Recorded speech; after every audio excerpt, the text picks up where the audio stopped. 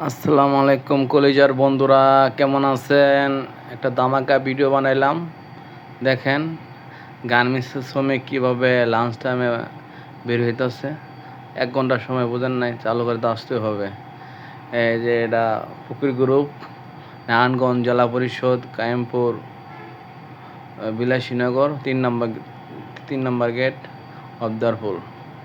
এখানে দেখতেছেন steel building. এই যে এটা স্টিল বিল্ডিং, ওই লেখা ইকো বিল্ডিং। এটা গ্রুপ ফ্যাক্টরি, তো এই জন্য মনে করেন নাম দিয়া গ্রুপ। আর এটা বিশেষ করে এটা কমপ্লেক্স ফ্যাক্টরি, গ্রুপ ফ্যাক্টরি। এখানে 14,000 শ্রমিক কাজ করে। আর এটা হচ্ছে সিটম্যানের কন্টিন ফকিরের গাড়ি।